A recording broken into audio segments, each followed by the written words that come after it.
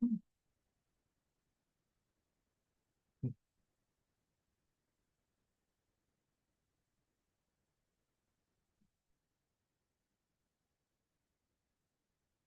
안녕하세요. 저는 박사과정 윤주열이고요. 오늘 제가 발표 드릴 내용은 그 피직스 3D라는 논문이고, 뭐 요거랑 연결돼서 피직스 애니띵 뭐 같은 요 시리즈가 있거든요. 요거에 대해서 좀 설명을 드리려고 합니다.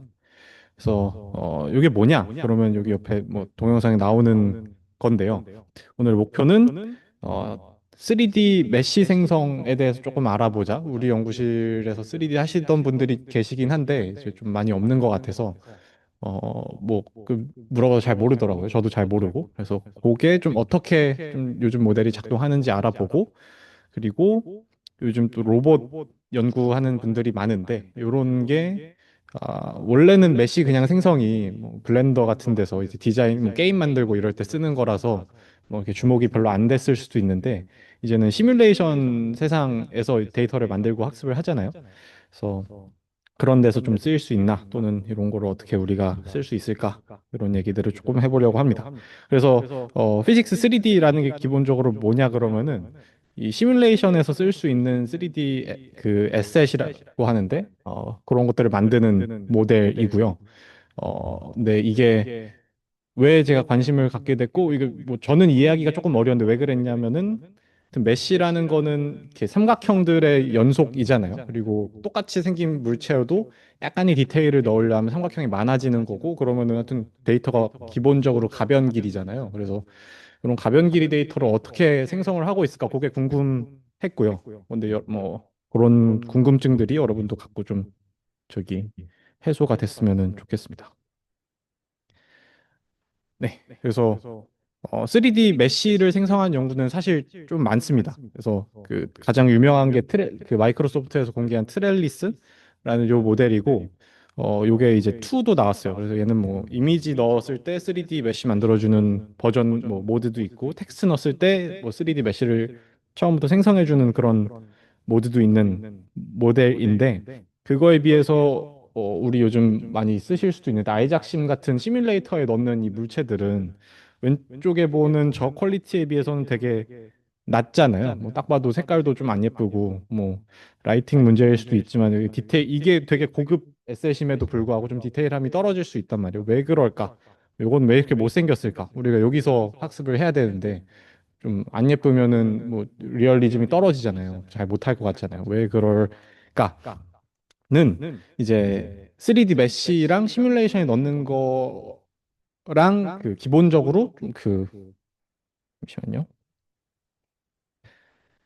네, 정보량이 다르기 때문입니다. 그래서 3D 메쉬는 뭐 아까 말씀드렸다시피 딱 모양만 정의하는 수준이거든요. 그러니까 뭐 화분이 이렇게 생겼다. 그러면은 뭐 화분의 표면 정도는 알 수 있겠지만은 화분에서 어디가 뭐 풀이고 뭐 화분의 무게 중심은 어디 있고 이런 정보들이 하나도 없단 말이에요. 그래서 안 되는 것들이 기본적으로 크기 실제 그 절대적인 크기를 알 수가 없고요. 그거는 뭐 그 스케일하기 나름이라서 이게 몇 센치 몇 바이 몇짜리 물체인지도 알 수가 없고 무게도 알 수가 없고 관절이 없어가지고 예를 들어서 문이면은 이게 문 모양만 이렇게 예쁘게 그럴싸하게 만드는 게 중요한 게 아니라 이게 잡았을 때 열린다는 거, 뭐 이 축을 중심으로 돈다는 거 이런 거 알아야 되잖아요. 그런 게 없어가지고 메쉬만 갖고는 기본적으로는 상호작용을 할 수가 없습니다. 그래서 시뮬레이터들에는 그냥 3D 메쉬보다는 이런 정보들이 더 추가된 물체들을 넣기 때문에 그런 텍스처에는 힘을 좀 많이 못 쓰고 그래서 저희가 이렇게 시뮬레이터들에서 보는 그 물체들이 단조로운 거고요. 그래서 피직스 3D는 이제 메쉬 생성을 넘어서 이런 정보들이 담겨 있는 물체들을 생성하는 것을 목표로 합니다. 그래서 뭐 제가 대충 말씀드리긴 했는데 구체적으로 목표로 하는 게 앱솔루트 스케일, 그러니까 얘가 그 물체가 뭐 크기가 어느 뭐 그 파트별로 얘는 몇 센치짜리인지 뭐 가로로 몇 센치, 높이는 몇 센치 이런 것들을 아는 거. 또 그 정보도 생성하겠다. 그리고 물체면 이제 그 뭐 소파면은 여기 앉는 부분이 푹신푹신하고 밀도가 낮고 가볍다. 이런 정보가 있고 뭐 책상이면은 표면이 딱딱하고 이런 것들이 있잖아요. 그런 정보들이 기본적으로 있고 그리고 어떤 축을 기준으로 움직인다라는 정보가 있을 거고요. 뭐 그게 일단 시뮬레이터에 들어가기 위한 기본 정보들이고요. 거기에 추가적으로 어포던스라는 게 있는데 요거는 그 시뮬레이터 자체에서 필요한 정보는 아닌데 로봇을 학습시키려면은 좀 필요하다고 하더라고요. 그래서 이 물체와 상호작용을 어떤 그 파트를 통해서 하는지, 예를 들어서 노트북에서 키보드는 내가 치는 데고 화면은 뭐가 나오는 데다, 이런 정보들이 있으면 또 그거 로봇 학습할 때 유용하다고 해서 얘들이 그런 것들 정보까지 추가해서 좀 생성을 하려고 뭐 생성을 한다고 합니다. 그래서 주열 학생? 예. 그 미안한데 사용하는 마이크에 그 에코가 조금 켜져 있는 것 같았고, 그 에코 볼륨을 0으로 좀 해줄래요? 아, 예, 이게 빵인가요, 교수님? 네네네. 네, 감사합니다. 네, 그래서 이어서 하자면은, 그래서 요거에서 사실은 그 물체의 그 피지컬 애트리뷰트들이라고 하는 제가 방금 설명드린 그것들을 예측하는 거에 대한 노벨티는 크게 없고요, 구조적으로는. 그래서 구조는 요 3D 메쉬를 어떻게 생성하는지 이해를 하시면은 사실 오늘의 목표는 좀 끝나게 됩니다. 그래서 3D 메쉬는 이 피직스 3D 논문의 구조, 뭐 그 노벨한 구조가 아니라 아까 제가 말씀드린 그 마이크로소프트에서 냈다는 트렐리스라는 논문 구조를 따르게 되는데요. 어, 오늘은 뭐 하여튼 요 슬라이드를 이해하는 게 좀 메인 꼴입니다. 그래서 3D 메쉬를 어떻게 생성하냐? 아까 제가 메쉬 생성에 대해서 좀 가장 직관적이지 않았던 부분이, 메쉬는 이제 길이가 뭐 변할 수 있는 건데 이거를 어떻게 좀 우리가 가변 길이를 이렇게 다룰 수 있는 게뭐 VLM 말고는 별로 없잖아요. 근데 VLM 안 쓰거든요. 그래서 어떻게 뭐 할까? 여기는 뭐 얼핏 보면은 어떤 인코더 있고 디코더 있고, 디코더 통과하니까 이런 메쉬랑 뭐 텍스처랑 이런 게 나왔잖아요. 이런 걸 어떻게 할까가 제일 궁금했었고요.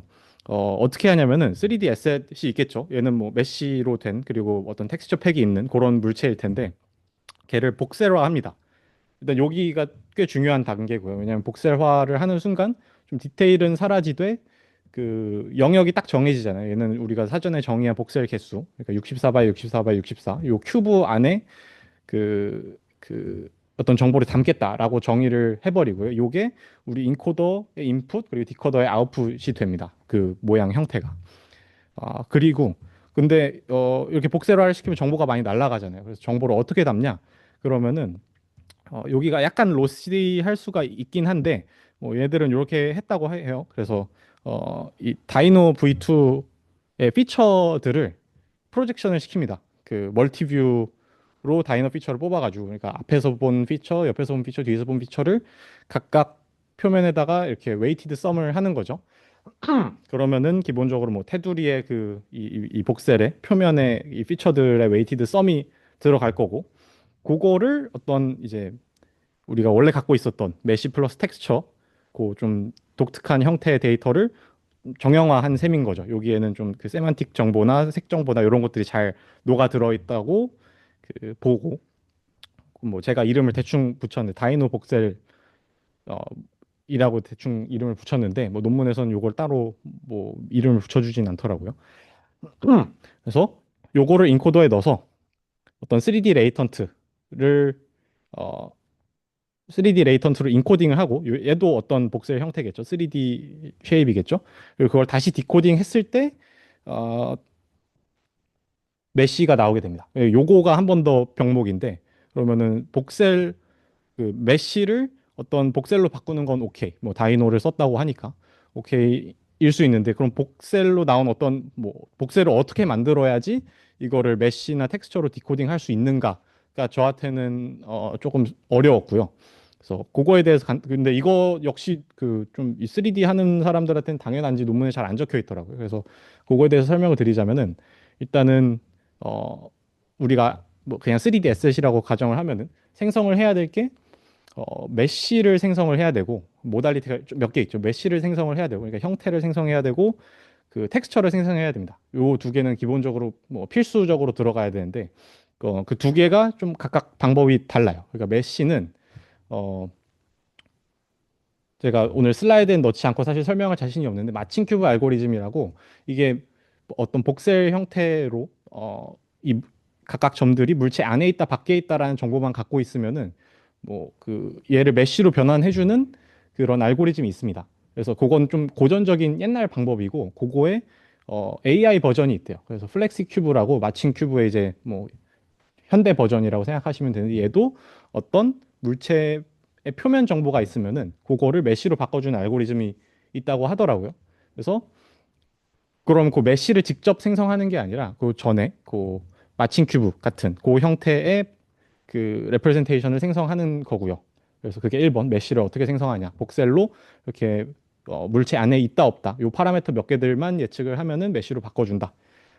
그게 이제 3D 생성할 때 아, 메쉬 만드는 방법 1번이고 이제 텍스처를 만들어야 되는데 그거는 그 조금 그래도 이해하기가 쉬운 게 3D 가우시안 스플래팅 파라미터들이라는 게 있잖아요, 이제. 그러니까 요거까지 또 설명할 자신은 없는데 하여튼 그 어떤 복셀마다 어, 색 정보들을 몇 개를 간단하게 예측을 하면 요것도 역시 파라미터 몇 개를 예측하면은 어, 복셀이 64 바이 64 바이 64인데 뭐 어떻게 보면 되게 작잖아요. 근데 그것보다는 하여튼 디테일한 좀 이런 텍스처들을 표현할 수 있거든요.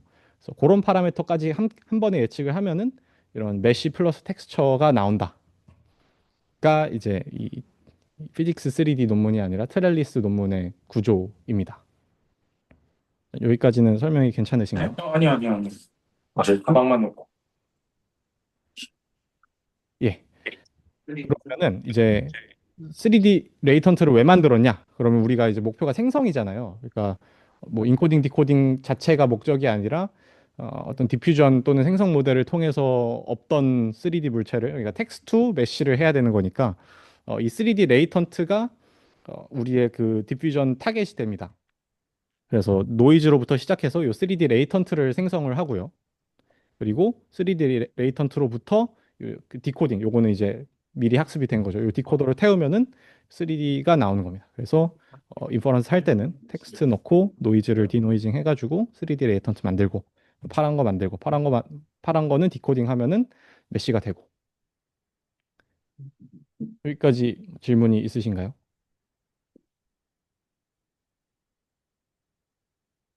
네, 그러면은 사실 다 끝납니다. 그래서 피직스 3D는 여기서 뭘 더했냐?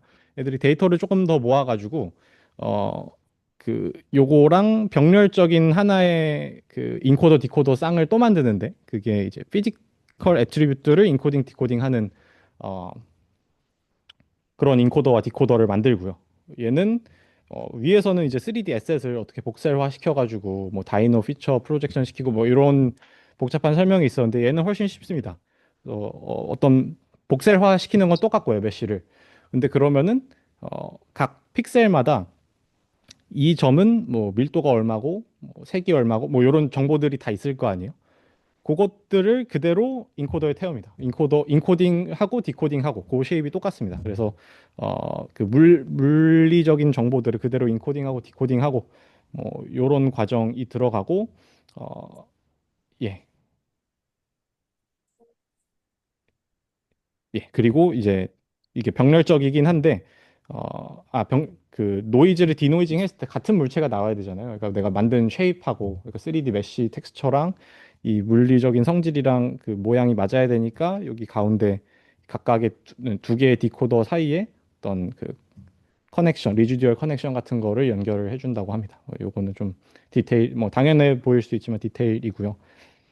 그래서 인퍼런스 하는 방식은 어떤 노이즈로 시작해서 이 이제 물리적인 정보랑 쉐입 정보랑 합쳐진 레이턴트를 생성을 하고 뭐 그것을 각각 디코딩을 하면은 그러면 얘는 그 쉐입에 해당되는 물리 정보와 뭐 텍스처와 뭐 기타 등등 이 한 번에 디코딩이 되는 그런 구조가 됩니다.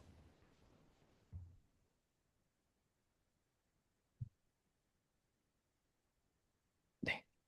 그래서 이 데이터를 모은 것이 얘네들의 좀 큰 노벨티이고요.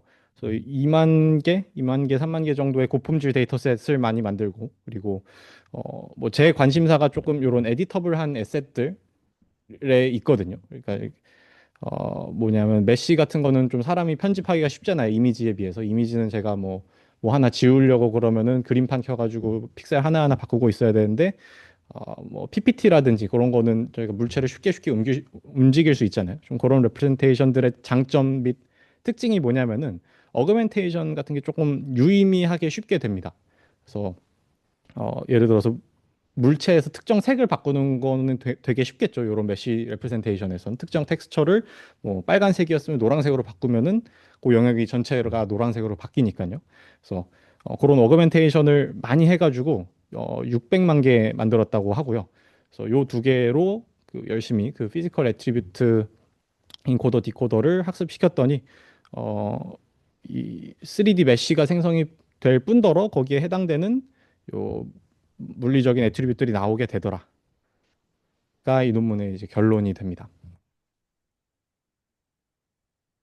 네, 그래서 자매품으로 사실 피직스 3D 요게 그 뭐 뉴립스 스포트라이트기는 한데 요거보다 조금 더 그냥 떴었던 논문은 피직스 애니띵이라는 거거든요. 그래서 요거는 뭐 어디 붙지는 아직 뭐 아카이브라서 붙지는 않았는데 그 약간의 그냥 뿔뿔 버전이에요. 그래서 그 피지컬 애트리뷰트를 조금 더 추가했고 아까 제가 처음 설명드린 뭐 그 관절이라든지 그런 것들 데이터를 추가했고 그뭐 데이터 더 늘렸고 그리고 얘의 장점은 그 URDF 파일을 직접 생성한다고 합니다. 그래서 어떤 VLM까지 디코더로 학습을 해가지고 URDF 파일이 뭐냐 그러면 요게 그 시뮬레이터에 들어가는 표준이거든요. 그래서 이 표준 파일을 직접적으로 만들어 준다 해가지고 얘가 좀 이제 완성형 풀 패키지인 거죠. 그래서 얘는 텍스트 넣어주면은 내가 바로 아이작 시뮬레이터 같은 데 넣을 수 있는 어떤 뭐 물체가 나온다. 내가 지금 뭐 몇 바이 몇 의자 만들어줘 하면은 그런 의자가 나오는 거죠. 그래서 그렇게 해가지고 요게 조금 더 유명해졌지만은 하여튼 그 원리는 다 똑같습니다.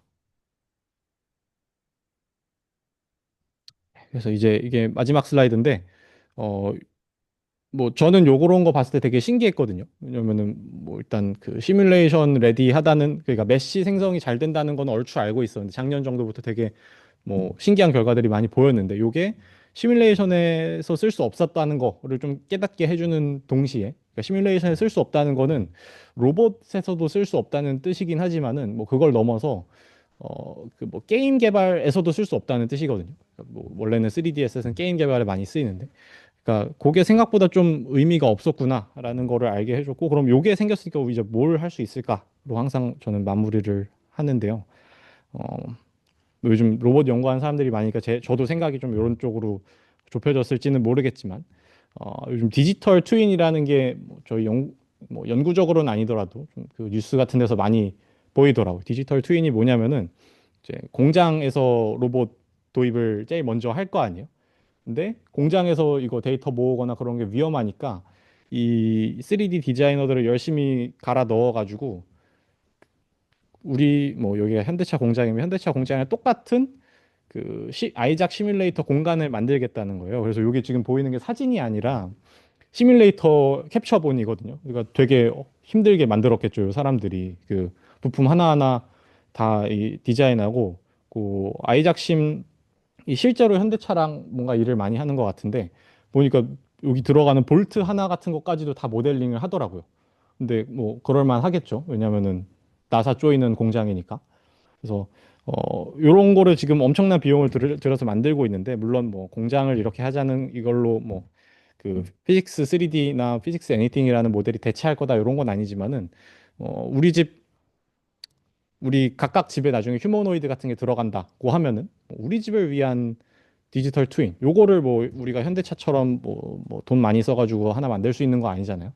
그러니까 뭐 요렇게 좀 퍼스널라이제이션 또는 각 어떤 특정 환경에 파인 튜닝 해야 될 때 그 값을 좀 줄여줄 수 있지 않을까 또는 그런 연구도 재밌겠다라는 생각도 들었고 뭐 좀 로봇 외에서 생성 연구실 우리 생성 많이 하니까 우리가 뭘 생성해 볼 수 있을까?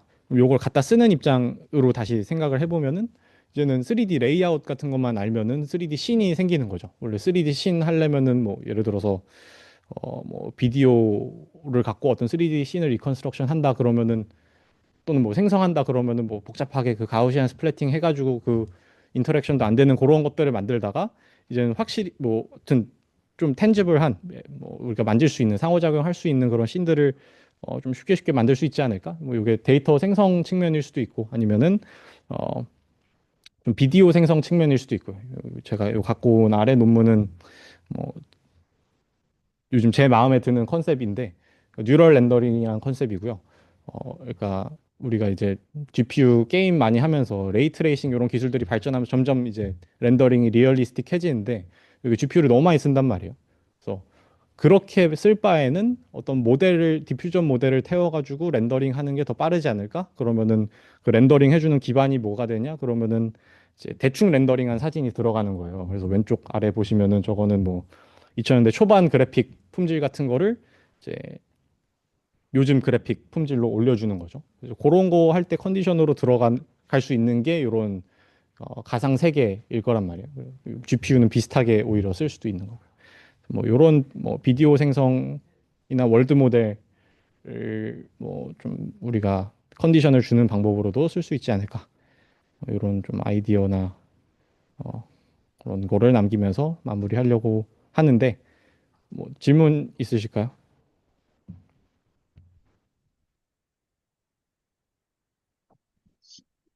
네. 아, 이게 네. 그 저기 그 미안하지만 이게 입출력이 어떻게 된다고 했죠? 입출력이 네. 입력이 텍스트고 아웃풋이 3D 그 시뮬레이션에서 쓸 수 있는 모델입니다. 네. 3D 시뮬레이션에 쓸 수 있는 모델이라는 거는 좀 뭐 리깅 같은 게 가능한 뭐 그런 메쉬 형태의 3D 에셋이 출력으로 나온다는 거예요? 아, 리깅은 아니고요. 정확히 말하면은 네. 그러니까 물체별 그러니까 리깅이랑은 왜 궤가 다르냐면 리깅은 제가 어떤 애니메이션을 드라이브 하고 싶을 때 필요한 게 리깅이고요. 근데 그거랑 반대로 우리는 지금 이 물체를 내가 쳤을 때 어떻게 움직일까가 필요한 거거든요. 그러면은 얘는 리깅까지는 아니고 네. 그 관절 같은 거 정도만 정의를 해주면 돼요. 그러니까 네. 이 메쉬에서 어떤 선이 또는 어떤 축이 그 뭐 회전 관절이다. 그런 것들이 그 정의가 되어 있는 게 아웃풋으로 나옵니다. 그거 네. 플러스 그 물체 파트별 뭐 무게랑 밀도 뭐 이런 것까지 포함해서 나옵니다. 네네네. 그러면은 그게, 그러니까 사실 리깅도 어떻게 보면은 뭐 그 어떤 주어진 그 3D 물체가 좀 어느 부분이 어떤 자유도로 어떻게 움직일지, 그리고 그게 좀, 전체 쉐입을 어떻게 디포메이션 하는지, 약간 그런 거를 정의해주는 그 컨트롤링 하는 그런 거를 하는 거라고 한다면 이것도 뭐 대충 비슷한 건 아닌가요? 아, 네네. 그러니까, 그럼 뭐 그런 면에서는 비슷한데, 근데 리깅은 하여튼 어떤 스켈레톤을 정의해 놓고 스켈레톤이 움직이는 거잖아요. 네. 근데 얘는 반대로 뭐 똑같이 움직이는 거는 맞는데 어떤 그러게요. 저도 어떻게 네, 그러니까 명확하게 설명할 수는 없는데 하여튼 예, 조금 다릅니다. 패시브합니다. 훨씬 더. 그러니까 뭔가 외부 자극이나 어떤 외부 뭐 힘이나 뭐 이런 게 가해졌을 때 얘가 어떻게 뭐 반응, 리액티브하게 어떻게 뭐 변형이 일어나는지 뭐 그런 것들의 자유도 같은 거를 정의해준 그런 거라는 거죠? 네네, 맞습니다. 아, 네네네. 네네, 그래요. 네. 네, 알았어요. 고마워요. 네. 네, 네, 네, 네, 네. 아, 근데 그 저도 구체적으로 뭐 코드까지 본 건 아닌데 메시가 파트가 다 레이블링이 되어 있다고 하더라고요. 그러니까 의자면은 의자 위조각이랑 이 아래조각이랑 나눠져 있는 거죠. 그래서 그런 것들을 바꿔치기 하면서 어그멘테이션을 했다고 일단 적혀 있었습니다. 그러니까 이 의자 밑둥을 다른 의자 밑둥으로 바꿔치면은 뭐 중간 뭐 어그멘티드 된 의자 같은 게 나온다는 것 같아요.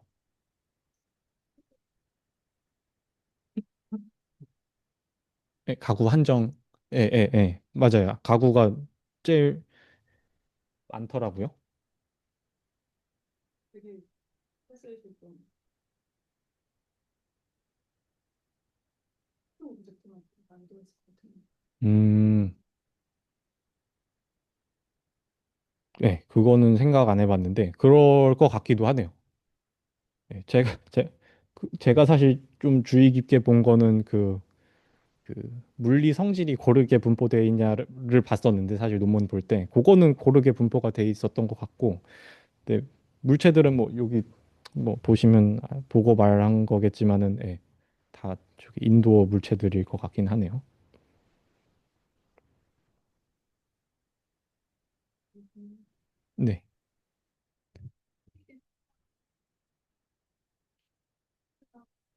처음 같은 걸 먹어서 바로 이제 3D 텍스를 뽑거나 하는 방식이잖아요. 네. 3D 텍스를 거쳐서 하는 게 뭔가 장점이 있는 아니면 여기서 트렌드가 막 제가 사실 트렌드까지 알 정도로 많이 알지는 않는데, 그 트렐리스가 하여튼 제일 유명하고 잘 되는 예인 걸로 알고요. 어, 그리고, 그리고 뭐 하여튼 마이크로소프트가 선택한 아키텍처인 거고, 그리고 제가 느끼기엔 좀 괜찮았었던 게, 하여튼 이게 그 가우시안 스플래팅을 바로 예측하는 거는 형태 없이 좀 모양만 그러니까 색깔만 예측하는 느낌이 있잖아요. 물론 그 가우시안 그 스플래팅의 위치들이 정해져 있기는 하지만은, 근데 그것보다 얘는 메쉬 플러스 가우시안 스플래팅이면 하여튼 뭐 조금 더 해석도 가능하고 그런 면에서 좋지 않을까요? 아닙니다, 아닙니다. 메쉬 따로 나오고 3DGS 따로 나오고, 그러니까 각그 예, 예. 메쉬의 표면에 해당되는 3DGS가 있는 거죠, 어떻게 보면.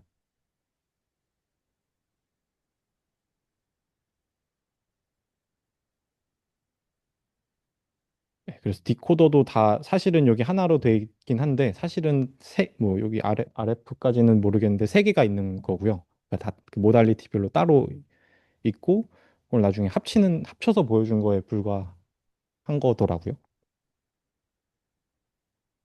네, 중간 디자이너 하는 네, 한 잘못 만들어서 수정을 없더라고요. 하시거든요. 네, 네, 네.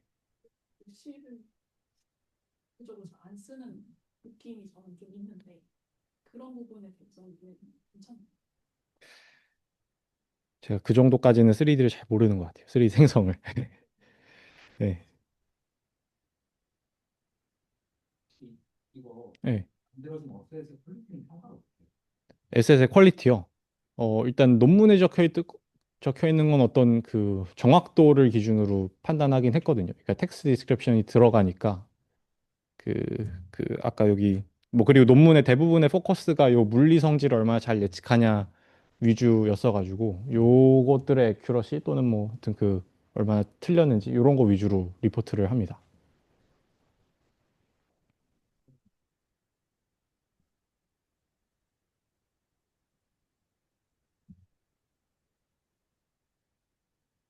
네. 네. 데이터 쪽을 잘 모르는데 네. 아까 말씀 나누실 때 리딩하는 건 아닌데 훨씬 뭐 패시브한 거라고 말씀하셨잖아요. 네네네. 정관절 예, 예, 아니면은 뭐 트랜슬레이션 말씀 안 하시겠는데 뭐 그런 게 될 것 같은데 예. 그런 강체 변화는 되는데 그 non rigid한 거는 모델링이 혹시 시뮬레이션에서는 안 되나? 뭐 예를 들어서 소파 같은 거뭐 말랑말랑 하잖아요. 말랑말랑한 거는 그, 그게 뭐 오히려 시뮬레이션의 장점일 수도 있는데, 말랑말랑한 거는 그 이 머티리얼 앤 덴시티 파트로 정의가 되고요. 그러니까 여기에 밀도나 강체인 정도를 뭐라 하죠? 하여튼 그게 낮으면은 시뮬레이션에서는 뭐 눌렀을 때 들어가는 거죠. 그 표면이. 그 뭐, 누르는데 근데 막 리딩처럼 그 오브젝트에 연속된 게 아니라 뭐 시뮬레이 그 로봇 쪽이나 시뮬레이션에서의 뭐 그렇게 움직이는 법이 따로 있는 음, 메쉬기도 그것까지는 잘 모르겠네요. 그러니까 몇 시까지 그게 막 뭐가 움직이는지는 모르겠네요. 네. 저도 시뮬레이션을 이것 때문에 처음 알아봐가지고.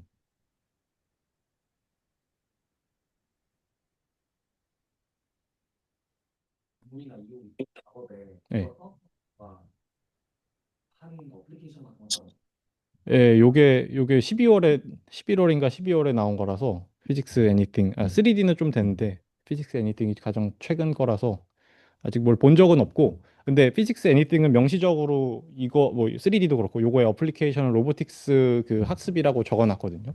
그래서 아마 그게 궁금하시면은 거기에 그 실험들이 조금은 있었어요. 지들이 만든 에셋으로 그 로봇팔 학습시키는 거. 그래서 그게 궁금하시면 그걸 좀 참고하셔도 될 것 같습니다.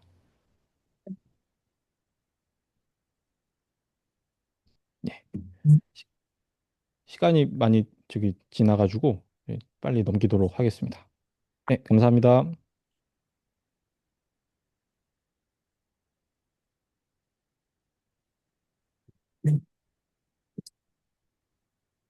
네, 제가 오늘 발표할 논문은 코스모스 폴리시라는 논문이랑 그리고 클랩이라는 논문 두 개를 한번 준비를 해봤습니다. 일단 첫 번째 논문 코스모스 폴리시는 그 코스모스 프레딕트라는 월드 모델이 있는데 제 간단하게는 이미지랑 그리고 텍스트를 받으면은 미래 프레임들을 생성하는 그런 비디오 생성 모델이라고 보시면 되고요. 이 논문은 그 코스모스 프레딕트라는 비디오 생성 모델을 폴리시 모델로 어떻게 잘 만들 수 있을까에 대해서 좀 고민을 한 연구입니다. 모티베이션은 일단 최근에 비디오 생성 모델들이 대규모 인터넷 학습 비디오로부터 학습을 했기 때문에 좀 시공간적 그리고 3D적인 프라이어를 갖고 있고 그리고 좀 기존 논문들은 뭐 비디오 생성 모델에 뭐 별도의 어, 외부 모듈을 붙인다거나 하는 등의 아키텍처적으로 좀 해결을 보려고 했는데 그러다 보면은 이제 원래 비디오 생성 모델이 갖고 있던 프리트레인드 프라이어가 좀 훼손되기도 하고 그리고 뭐 시간도 그만큼 더 늘어나고 하기 때문에 이 논문에서는 아키텍처 변경 없이 그냥 비디오 생성 모델 그 자체를 어떻게 하면 폴리시로 바꿀 수 있을까에 대해서 좀 고민을 했습니다. 그래서 최종적으로는 비디오 모델 하나가 월드 모델로 동작을 할 수도 있고, 폴리시로 동작을 할 수도 있고, 또 밸류 네트워크로도 동작을 할 수 있는 좀 유니파이드된 모델을 개발을 했다고 합니다. 네, 그래서 기본적으로 월드 모델은 인풋으로 현재의 옵저베이션이랑 그리고 다음에 수행할 액션이 들어오면 퓨처 옵저베이션을 생성하는 구조라고 보시면 되고요. 그다음에 리워드를 주기가 좀 어려운 상황에서 이제 최종적으로 로봇이 물체를 짚는 동작에 뭐 성공을 했을 때 리워드를 1 주고 실패를 했을 때 0을 준다고 하면은 뭐 감마 디스카운트를 해서 감마가 0.9면은 그 전 스탯들의 점점 리워드를 줄이는 이런 스펄스한 리워드를 이용을 했다고 합니다.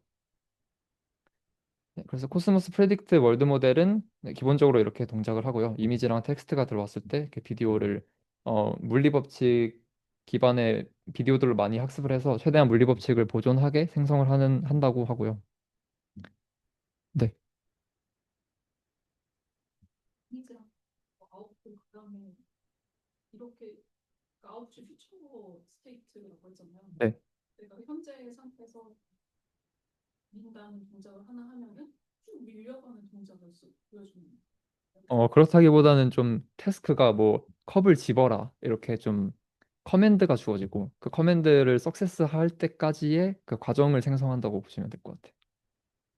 그러니까 그냥 로봇처럼 앞으로 밀어라라고 하면은 비디오도 막 쭉 밀리는 것만 생성을 하는 그런 게 아니라 네, 이건 좀 더 하이 레벨적인 태스크를 텍스트로 주는 것 같아요.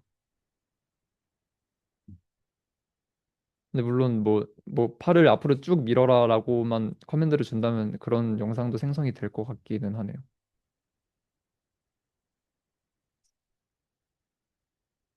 아, 네네, 퓨처, 네, 연속적인. 지금으로부터, 네, 연속적인 거를 보여줍니다.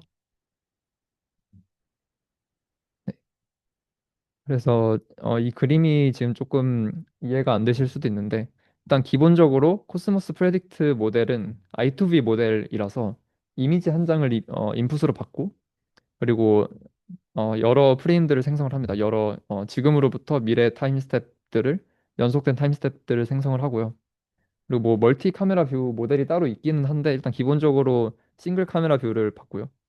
근데 이제 저희가 로봇의 뭔가 태스크를 수행을 하다 보면은 로봇의 프로프라이오셉티브, 그러니까 뭐 로봇의 스테이트, 관절 상태랑 그리고 멀티뷰 이미지, 액션, 밸류 등 다양한 모달리티들을 활용을 해야 됩니다.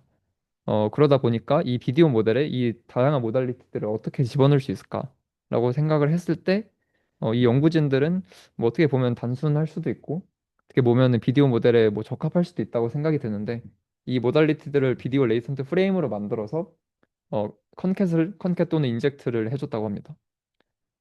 그래서 프레임으로 만드는 방법은 단순한데, 이게 이 모달리티들이 어떤 거는 벡터고 또 어떤 거는 단순한 스칼라 값들인데 그거를 여러 번 복사해서 그냥 프레임의 그 쉐입으로 맞춰 생성을 해줘서 맞춰줘서 네 이렇게 프레임으로 넣었다고 합니다. 그래서 화면에 보이시는 것처럼 진짜로 이 다양한 값들을 여러 번 복사된 프레임으로 만들어서 어, 네 이미지 프레임들과 같은 선상에 놓이게 이렇게 컨캣을 했다고 합니다. 네, 그러면은 이제 좀 이거를 예를 들어서 액션 뭐 밸류가 뭐 지금 뭐 0.7이라고 하면은 그 0.7이라는 숫자를 h by w by c로 그냥 쭉 복사를 하는 겁니다. 그래서 프레임으로 만들어서 그냥 컨캣을 해줬다고 보시면 됩니다. 근데 이 비디오의 다른 프레임들이 다 h by w by c여서 이 차원을 맞춰주려고 네, 똑같이 만들어준 겁니다. 네, 그래서 네, 네 맞습니다. 이 텍스트는 뭐 컨디션 뭐 크로스 어텐션에만 이렇게 들어간다고 생각하셔도 될 것 같아요. 네. 그래서 앞에는 조금 하이레벨하게 보여드렸던 거고 실제로는 이렇게 지금 옵저베이션, 리스트 이미지, 레프트 이미지, 라이트 이미지들이 있을 때 이거를 이미지를 레이턴트 상으로 인코딩을 하고 그러면은 별도의 프로퍼서티브 액션 그리고 퓨처 스테이트 밸류 같은 것들을 프레임으로 만들어서 컨캣을 해주고요. 그럼 지금 상에서는 비디오 모델이 프레임이 지금 6개, 4개, 10개로 네, 이루어져 있다고 보시면 됩니다. 그럼 실제로 비디오가 생성을 할 때는 컨디션으로 지금 옵저베이션 그리고 지금 로봇의 스테이트만 보고 이 나머지 노이지한 값들을 디노이징을 진행하게 되면은 이제 위에 값들이 생성이 되게 됩니다. 그래서 저희가 현재 옵저베이션을 기반으로 다음에 어떤 액션을 수행할 건지 할 것인지 로봇의 스테이트 상태는 어떻게 될 것인지 미래의 옵저베이션은 어떻게 될 것인지 그리고 이런 액션을 수행을 했을 때 이 스테이트에 도달했을 때 밸류는 어떻게 될 것인지를 비디오 모델이 예측을 한다고 합니다. 뭐 실제 임플리멘테이션 상에서는 좀 더 복잡하긴 한데 이게 왜냐면은 원래 없던 프레임들이 지금 생성이 된 거니까 원래는 이렇게 검게 까만 프레임들을 만들어주고 이걸 인코딩 한 다음에 그 값들을 이렇게 집어넣는다고 합니다. 네, 이게 좀 네, 좀 불필요한 내용일 수도 있는데, 비디오 프레임이 저희가 하나, 둘, 셋, 넷, 10개가 필요하잖아요. 그러면은 이 10개의 레이턴트를 만들기 위해서, 어, 이 10개를 인코딩하기 전 프레임들이 필요하잖아요. 그러니까 이 프레임들을 인코딩을 하면은 이 10개에 해당하는 레이턴트가 나오는 겁니다. 근데 하나의 레이턴트가 만들어질 때 비디오 프레임이 4개씩 쓰이거든요. 그래서 4개씩 똑같이 복사를 해가지고 복사를 해둬서 준비를 해둬서 이걸 인코딩을 하면은 이 한 레이턴트들이 생겨난다. 뭐 이런 말입니다. 그래서 이거는 좀 코드상으로 임플리멘테이션 할 때 이렇게 된다를 간단히 보여드린 거고요. 이제 학습을 할 때 그러면 이게 폴리시로도 동작을 해야 되고, 그러니까 폴리시라는 말은 현재 옵저베이션이랑 로봇의 상태가 주어지면은 다음 액션을 예측을 하는 거. 그다음에 월드 모델로도 동작을 해야 되고 월드 모델은 이제 현재 상태랑 그리고 액션이 주어졌을 때 퓨처 이미지, 퓨처 상태가 어떻게 될 것인지 그리고 밸류 펑션 같은 경우에는 현재 상태, 밸류 펑션 같은 경우에는 미래 상태가 주어졌을 때 그때 밸류가 나오게 이렇게 좀 컨디션이랑 그 아웃풋이 다릅니다. 그러니까 뭐 오브젝티브가 다르다고 볼 수 있겠죠. 근데 비디오 모델 하나만 이용을 해서 이 세 가지 모델을 다 다루기 위해서 이렇게 컨디셔닝을 다양하게 줬습니다. 여기서 말하는 컨디셔닝은 클린하게 이미지 프레임들이 클린하면은 컨디션이고요. 노이즈 하면은 생성을 해야 되는 영역입니다. 그래서 이렇게 다양한 배치로 학습 데이터를 만들어서 비디오 모델을 학습을 하면은 저희가 실제로 비디오 모델을 쓸 때 만약에 컨디션을 이렇게 네 개만 클린하게 줬어요. 그러면 비디오 모델이 알아서 아 지금은 폴리시 모드구나 하고 나머지 노이즈한 어, 프레임들을 이것에 이 컨디션에 기반해서 디노이징을 진행하게 되고요. 만약에 이제 뭐 이 뭐 9개 앞에 있는 프레임들이 다 클린하게 들어왔다. 그러면은 비디오 모델이 자체적으로 아 나는 밸류 펑션 마지막 프레임을 앞에 컨디션들에 기반해서 디노이즈를 해야 되구나 하고 알아서 이 밸류 값을 디노이징 한다고 합니다. 네, 그래서 결과적으로 어떤 다른 모듈을 이용을 하는 게 아니라 그냥 비디오 모델 프레임적인 트릭을 써서 그냥 싱글 뉴럴 네트워크로 세 가지 모델을 만들었다고 보실 수 있습니다. 그래서 실제로 학습을 할 때는 그 GT 데이터들이 일단 기본적으로 있고요. 이거는 뭐 휴먼 텔레오퍼레이션으로 만들어진 데이터인 것 같고, 그리고 한번 모델을 꾸은 다음에 롤아웃해서 얻은 데이터들로 또 구성이 되어 있습니다. 그래서 이거는 네, 뒤에서 다시 좀 더 자세하게 설명을 드리고요. 앞에 방식으로 모델이 학습이 되면은 이제 저희가 모델을 폴리시로 쓸 수도 있고 월드 모델로 쓸 수도 있고 밸류 펑션으로도 쓸 수가 있습니다. 그러면은 모델을 두 가지 방식으로 써서 액션을 만들 수가 있는데요. 첫 번째는 그냥 폴리시로만 쓰는 겁니다. 이거는 지금 옵저베이션이랑 로봇의 상태는 저희가 알고 있는 정보잖아요. 그럼 이거를 주고 나머지 애들을 다 노이즈로 줍니다. 그러면은 모델이 액션 청크로부터 뭐 퓨처 스테이트 그리고 밸류까지 다 디노이징을 하겠죠. 그럼 저희는 이 중에 그냥 이 액션 청크 디노이징 된 것만 갖고 어, 로봇을 움직이면 됩니다. 그럼 이거는 이제 모델을 그냥 폴리시로만 쓴 거기 때문에 이 오른쪽에 있는 것들은 하나도 이용을 안 하는 거고요. 그래서 액션만 이용을 하는 거고 다음으로는 모델을 좀 더 똑똑하게 쓰는 방법입니다. 처음으로 일단 어, 위와 같이 폴리시로 써서 액션을 디노이징을 합니다. 근데 이 액션을 그대로 쓰는 게 아니라 어, 다음으로 모델을 한 번 더 인퍼런스를 하는데 이때는 저희가 이전에 액션을 한 번 디노이즈해서 가져왔기 때문에 이거를 클린 컨디션으로 줘서 그러면은 너가 생성한 이 액션을 실제로 로봇이 수행했을 때 미래 프레임들이 어떻게 될 건지 다시 한번 상상해 봐라 라고 하면은 모델이 이제 아 지금은 월드 모델 모드구나 하고 이 나머지 프레임들을 생성을 하겠죠. 그러면 이제 저희가 이 퓨처 옵서베이션까지 가지게 되었습니다. 물론 밸류도 얻어지지만 이건 아직 쓰지 않고 버릴 거고요. 그러면 저희가 얻은 이 퓨처 스테이트들을 다시 컨캣 해줘서 마지막으로 이번엔 너가 방금 만든 이 미래 프레임들을 보고 밸류가 어떤지 그러니까 이게 얼마나 성공 확률이 있는지 예상을 해봐라 라고 해서 마지막으로 밸류 펑션으로 동작을 하게 합니다.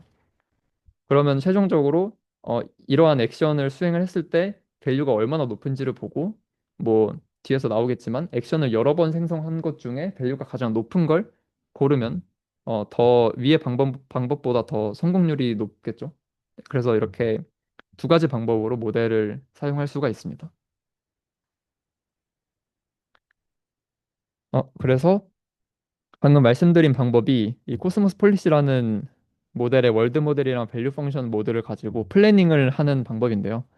이게 기본적으로는 이제 데몬스트레이션, 그러니까 GT 데이터들로만 학습을 처음에 했기 때문에 플래닝에 좀 적합하지 않다고 합니다. 왜냐하면 이 사람이 직접 움직여서 데이터를 모은 것들은 모두 석세스한 것들로만 구성이 되어 있기 때문에 실제로 저희가 플래닝 모델을 한번 굽고 그거를 롤아웃을 해서 데이터들을 다양하게 얻은 다음에 그러면 그 데이터들에는 좀 실패한 데이터들도 많이 있겠죠. 그 실패한 데이터들까지 포함을 해서 월드 모델이랑 밸류 펑션을 파인 튜닝을 합니다. 네. 근데 이때 어 그러면은 롤아웃해서 얻은 데이터로 뭐 폴리시 모델도 다시 학습을 할 수 있지 않냐라고 생각을 할 수도 있고 저도 그렇게 생각을 했는데 일단은 지금 월드 모델이랑 밸류 펑션이 그 현재 폴리시를 현재 폴리시에 대해서 가장 잘 알도록 학습된 상태이기 때문에 폴리시를 업데이트를 하면은 월드 모델이랑 밸류 펑션도 다시 또 업데이트를 해야겠죠. 그래서 이게 계속 이터레이티브하게 학습 루프가 돌기 때문에 뭔가 원 스텝으로만 일단 학습을 한 것 같습니다. 물론 어, 이후에 롤아웃을 해서 다시 폴리시 학습하고 또 월드 모델 밸류 펑션 학습하고 이게 반복되면은 더 성능이 좋아질 것 같기는 합니다. 밸류 펑션이 일단 성공하면은 1이고 리워드를 실패하면 0으로 주고요. 그거를 스텝이 지나갈수록 0.9씩 디스카운트를 하거든요. 그러면 프레임마다 그 밸류가 나오잖아요. 그걸 이용해서 학습을 합니다. 그래서 그냥 이미테이션 러닝 이미테이션 러닝. 네, 아무튼 그 GT 데이터로 네, 밸류 펑션을 학습한다고 보시면 될 것 같고요. 어, 네, 그래서 플래닝을 하는 방법이 앞에서 조금 빠르게 설명을 드렸지만 지금 커런트 옵저베이션을 기반으로 예를 들어서 세 개의 액션을 뽑아냅니다. 먼저 액션을 샘플링을 하고 그다음에 액션을 다시 인풋으로 넣어서 월드 모델을 돌려서 퓨처 스테 옵저베이션들을 얻습니다. 그다음에 퓨처 옵저베이션들을 얻으면 이걸 다시 컨디션으로 줘서 밸류를 얻습니다. 이 밸류 중에 제일 높은 액션을 고르고 이거를 이제 로봇에 어, 제공을 하는 거고요. 네, 그래서 이런 방식으로 코스모스 폴리시로 플래닝을 한다고 합니다. 네, 그래서 이게 방법론의 전부이고요. 벤치마크는 이제 시뮬레이션 상에서 리베로랑 로보카사라는 거를 이용을 했는데 네, 두 개 다 소타를 달성했다고 하고요. 아, 이게 얘네는 다 다이렉트 폴리시로 했습니다. 플래닝 없이. 그냥 바로 액션, 그러니까 이것만을 써서 한 거죠. 뒤에 단계는 안 하고. 이게 왜 그러냐면 그 월드 모델이랑 플래닝을 하려면 월드 모델이랑 밸류 펑션이 좀 파인 튜닝이 돼야 되는데 그게 모델을 실제로 롤아웃해서 얻은 데이터로 파인 튜닝을 해야지 잘 된다라고 하거든요. 근데 그러면은 이 나머지 모델들이랑 비교할 때 좀 불공정할 수 있어서 그냥 GT 데이터로만 학습한 폴리시로 바로 액션을 내뱉은 걸로 어, 비교를 했다고 합니다. 네, 이거는 리얼월드 실험인데 리얼월드 실험에서도 네, 소타를 달성했다고 하고요.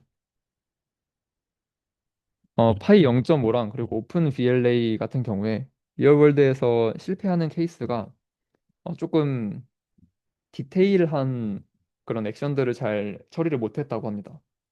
이게 제일 큰 챌린지였는데 저는 이제 비디오 생성 모델도 할루시네이션 같은 게 심하다 보니까 이런 디테일한 작업들을 잘 못하지 않을까라고 생각을 했는데 이 논문에서는 오히려 어, 비디오 생성 모델을 뭐 실제로 롤아웃한 데이터를 이용해서 파인 튜닝을 하면은 점점 더 디테일한 퓨처 스테이트를 잘 생성을 해서 석세스 레이트도 많이 올라갔다라고 하고요. 그거 베이스라인 학습 시켜주는 거겠죠. 당연히. 아, 이전 슬라이드에 보면 그 파이대로 이미지보다 비교가 다르잖아요. 그렇죠. 이거 말고 다음 게 성공. 네. 결국 자기들도 이거에 대해서 오라고 하고 그걸 추가시켜줬을 때 잘한다. 그거를 다 지네들한테 까지 해줬어 주려야 되는 게 맞는 건. 아, 그렇죠. 여기서 근데 사실 비교를 할 때는 그 롤아웃 하지 않았을 때의 석세스 레이트가 이미 더 높은데 자기네들이 이미 이기는데 자기네들도 실패하는 케이스가 있다. 왜 이게 어, 그러게요. 근데 이게 일단 이 태스크 하나로만 데이터를 모아서 뭐 비디오 생성 모델을 완전 오버피팅 시키는 거라서 잘 되는 것 같기도 하고요. 이 비디오 모델은 파인팅 하기 전에도 일단 게임 본 적이 있는. 아, 아니요, 아니요, 없죠. 없는데 예를 들어서 이 리얼월드에서 학습을 시킬 때 데이터를 저희가 휴먼 데몬스트레이션을 모으잖아요. 그러면은 파이 0.5랑 이 오픈 VLA도 같은 걸로 학습을 할 거고. 근데 걔네는 이제 비디오 모델이 아니니까 그냥 뭐 이미지 프레임이랑 뭐 로봇 액션으로 해서 학습을 할 거고. 코스모스 폴리스는 뭐 같은 데이터인데 그거를 그냥 쭉 비디오 딴에서 학습을 한 거고. 그러면은 코스모스 폴리스는 어떻게 보면은 휴먼 데몬스트레이션을 그대로 외울 수가 있잖아요. 그러니까 그냥 사람이 했던 비디오처럼 그대로 따라가면 되니까 액션을 그대로 수행하면 되니까 GT 액션을 뭐 그래서 잘 하지 않을까 싶긴 하네요. 완전 오버피팅을 해서.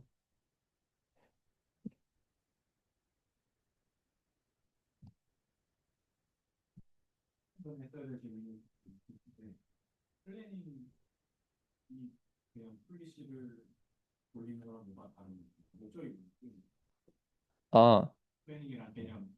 플래닝 일단 여기서 말하는 플래닝은 그 만약에 플래닝을 쓰지 않는다라고 하면은 처음에 이걸 넣고 액션이 하나 나오잖아요. 그럼 저희가 그 액션이 얼마나 좋은지를 일단 모르잖아요. 근데 그 액션을 그냥 쓰는 겁니다. 플래닝을 하지 않으면. 근데 플래닝을 한다는 거는 액션을 뭐 이 비디오 생성 모델의 시드를 여러 개 해서 액션을 여러 개를 뽑고 그 액션으로 퓨처 스테이트랑 밸류까지 구했을 때 이 여러 개의 각각의 가치를 매기는 거죠. 그랬을 때 가치가 제일 높은 액션을 선택해라가 플래닝입니다. 다들 그냥 넷플릭스 때려가지고 액션 정하는 방법들이 있지 않나요? 실제로 그렇게 하는데, 근데 이게 약간 이런 느낌이에요. 우리가 그때 에이스타 서치 이런 거잖아. 플레이는 그냥 그 서치 텍스트를 더 깊게 들어가는 거라고 생각하시면 돼요. 근데 말하신 대로 이 아래 알고리즘은 깊이 일자리만 보고 선택하는 게 기존 아래인 거예요. 얘보다 플레이닝 한 게 성능이 높아요, 실제로. 그래서 조금 더 깊게 들어가 봐도 예를 들어 월드 모델이 미래를 상상을 했으면 3초 뒤 지금 보고 판단하는 것보다 3초 뒤까지 한 100번 가본 다음에 알고 보니 이래서 이랬네 하고 판단하는 게 시간이 훨씬 많이 걸리겠지만 보통은 성능이 더 좋긴 해요. 훨씬 더 컴퓨터는 많이 들겠지. 근데 얘도 뭐 사실 다음 액션만 하는 거긴 한데 플래닝이라고 보면 그쵸. 예를 들어 내가 이거 10대로는 뭐 알파고도 10대 그렇게 했는데 내가 이제 두잖 알파고를 한 100번까지 두본 다음에 100번째를 이제 수복을 한 1000번 해봐요. 그럼 100초 뒤에 수복이 1000개가 나와요. 그 중에 벨트를 고른 식으로 실제로 그거거든요. 근데 그러고 딱 액션을 한 번만 쓰는 그다음 바로 1초 뒤에 다시 다 해보고 다 해. 한 개만 쓰고 하고 일반적으로 하는 방식이긴 합니다. 왜냐면 내가 아는데 10초 뒤까지 미래를 봐봤다. 또 2초 뒤에 뭔가 상황이 바뀔 때 계속 리플레이닝이 미친 듯이 계속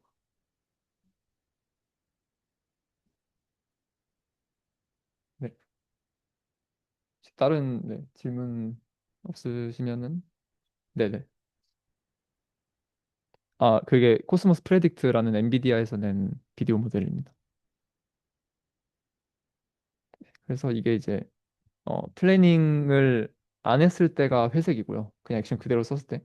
그리고 플래닝을 했을 때가 이제 파란색이랑 보라색인데 파란색은 Q 네트워크를 썼을 때고 보라색은 밸류 네트워크를 썼을 때입니다. 그래서 Q는 현재 스테이트랑 액션만 가지고 그 가치를 매길 수 있는 거고요. 그러니까 미래 스테이트까지 상상을 안 하는 거죠. 그다음에 밸류 네트워크는 미래 스테이트까지 상상을 한 다음에 가치를 매기는 겁니다. 그랬을 때, 그러니까 여기는 이제 월드 모델 개념이 하나 더 들어가는 거죠. 근데 월드 모델까지 써서 미래 스테이트까지 실제로 상상을 했을 때 더 성능이 높아지더라를 보여주는 네, 예시입니다. 네. 얘네 처음에 힘들건 말하는 이유가 세 개잖아요. 그 이미지에서 비디오로 가야 된다. 두 번째는 기존 거 너무 복잡했다. 세 번째는 시스템 원투가 아니라 통합됐다는데 결국 이렇게 느릴 거면 다시 시스템 원투로 분리하는 게 맞나요? 아, 그쵸. 이게 엄청 느리기는 네, 합니다. 근데 걔네는 그러면 뭐 예를 들어 퓨처 없고 시스템 원투 분리한다가 있으면 뭐 이해가 되는데 왜 그걸 리미테이션이라고 느린 게요? 제가 잘못 이해한 것도 있는데 처음에 모티베이션도 가보면 한 번에 기존 모델은 시스템 원투로 나눠서 각각 했는데 자기네들은 통합돼서 큰 아, 문제가 있는 이게 근데 원래 이렇게 느려서 안 좋다고 한 게 아니라 그 역할이 나뉘어져 있어서 안 좋다라고 한 겁니다. 그러니까 하나의 모델이 그 뭐 그러니까 플래닝도 하고 실제로 뭐 가치 판단도 하고 액션도 내뱉어야지 더 성능이 좋을 것이다라고 하는 겁니다. 그러니까 이거를 왜 구분을 해놓냐? 그래서 성능이 안 좋은 거 아니냐라고 한 겁니다. 거예요. 그러면 그러니까 속도가 중요하다면요. 그럴 것 같긴 합니다. 네, 속도가 중요한 상황에서는 시스템 1, 2가 필요할 것 같긴 합니다. 보다 뭔가 플레이링 그쵸. 여기서는 일단 속도는 완전 버리고 성능만 일단 최대한 끌어올리자라고 했던 것 같고요. 아 이게 매년 지날수록 무지하게 빨라지긴 한단 말이죠. 그 모델이라고 쓰면 네. 거의 1년에 한 2배씩 빨라져요. 아, 비디오 모델 생성 속도가요? 모델 그거 보면 1년에 2배씩 빨라지는 어, 그쵸. 지금 뭐 완전 인터랙티브한 비디오 생성 모델도 나오고 있기는 하니까. 얘는 네? 그리고 그거는 있나요? 인퍼런스 할때 싱글 H100 CPU 되나요? 당연히 돼요. 인퍼런스 때요? 네. 될 것 같은 게 학습 때 8개를 쓰는데 인퍼런스 때 1개로 가능할 것 같긴 합니다. 네. 그래서 네, 리미테이션은 여기서 이제 뭐 히스토리가 과거에 지금까지 로봇이 어떻게 행동을 했는지를 프레임으로 줄 수도 있을 텐데 일단 그걸 쓰지 않고 현재 보이는 것만 이용을 했기 때문에 그것도 리미테이션이 될 수 있고요. 그리고 멀티 스텝 퓨처 프레임이 아니라 그냥 몇 스텝 후의 미래만 딱 예측을 하기 때문에 그것도 리미테이션으로 볼 수가 있습니다. 그리고 방금 말씀하신 것처럼 너무 느리고 거의 한 액션 생성할 때 플래닝을 쓰면은 한 5초가 걸린다고 해요. 그 액션 청크 생성할 때. 그러니까 5초마다 한 번 갔을 때마다 5초를 기다려야 되는 거죠. 그러니까 너무 느리고 그리고 근데 이제 모델 학습은 뭐 저희 연구실에서도 충분히 가능한 것 같고요. H100 GPU 8개를 써서 뭐 네, 전체 48시간 정도 걸렸다고 합니다. 네. 질문 없으시면은 네네. 한다라는 앞쪽에 없지 않은 얘네들이 선택들이 궁금해지는데 그 액션을 뭔가 비디오 프레임처럼 생성하는 게 저는 되게 안 좋다고 느껴졌거든요. 네. 되게 그냥 쉽게 할 수 있는 생각은 뭐 헤드 같은 거 달아가지고 결적으로 새로 학습하는 모델을 고정시켜놓고 그것만 액션을 이렇게 한다든지 뭐 이런 게 더 좋을 수도 있잖아요. 근데 왜 이런 선택을 정당화했을까? 어, 일단 제가 생각했을 때 만약에 그런 구조라면 저희 그 시스템 1, 2로 다시 돌아가서 시스템 2를 그러니까 제안서에서도 썼던 것처럼 시스템 2를 비디오 생성 모델이라고 생각을 하고 그다음에 시스템 1을 뭐 디퓨전 폴리시 같은 거를 써가지고 빠르게 동작하는 거. 그래서 시스템 2에서 생성할 때 나오는 중간 피처를 시스템 1으로 이렇게 주는 데 그런 구조가 있잖아요. 근데 여기서 주장을 하는 거는 그러면은 시스템 1을 학습을 할때 시스템 2를 만약에 프리즈를 시킨다고 하면은 이게 일단 뭐 학습이 잘 안 되겠죠. 얘가 원래는 비디오 생성만 하는 애인데 지금 갑자기 액션 생성하는 모델을 붙여놓고 생성하는 모델만 학습을 하면은 학습이 잘 안 될 거고 그러면은 프리즈를 하지 않고 비디오 생성 모델까지 같이 학습을 하자라고 한다면 그럼 얘가 원래 갖고 있던 프라이어가 다 훼손될 거고 그래서 이렇게 시스템 1, 2로 외부 모듈을 붙이게 되면은 어떤 방식으로든 비디오 생성 모델이 원래 갖고 있던 프라이어가 죽는다고 주장을 합니다. 저는 그대로 비디오 생성 모델도 잘 못해가지고 허덕이는 거리 떨어지고 더 어려워가지고 저도 쓰나 이런 생각이 들었었는데 그렇군요. 아, 네. 상황을 책임 막 우리가 얘네 기타에서 따라 한 다음에 이거 실패하면 얘들 좀 책임져 주는 게 아니지 않나 그건 그렇죠. 설명을 꼭 해줬으면 좋겠는데 이게 아직 아직도 확실한 게 없어요. 아, 그렇죠. 뭔가 네, 이 금융위는 이걸 또 개조하긴 하거든요. 사실 저는 왜 좋아하는지 모르겠어요. 왜냐면 이게 딱 마음에 와닿는 그 설명을 제가 사실 본 들은 적이 있거든요. 그러니까 왜 이거여야 돼? 이 구조가요?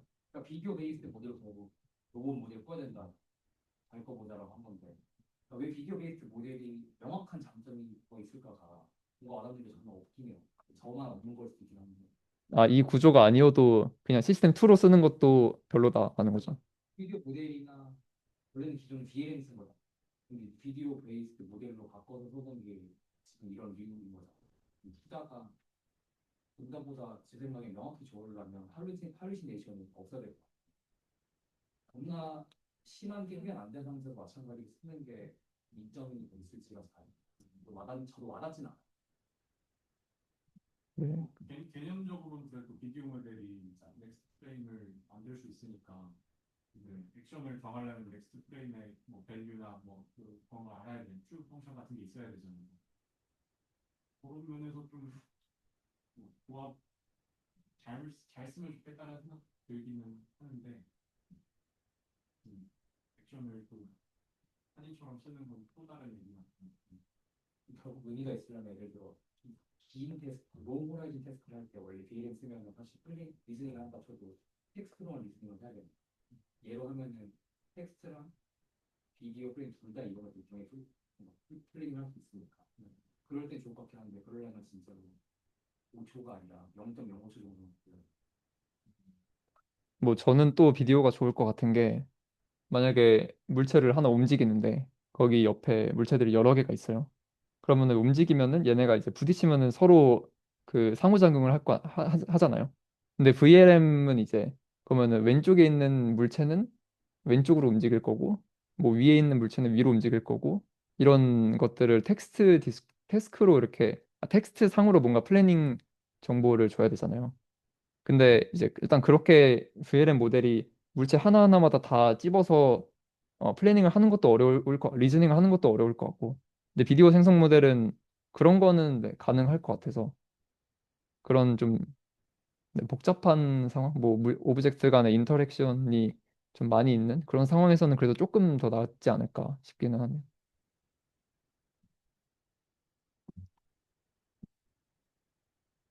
그래서 두 번째 거를 빠르게 진행을 해보겠습니다.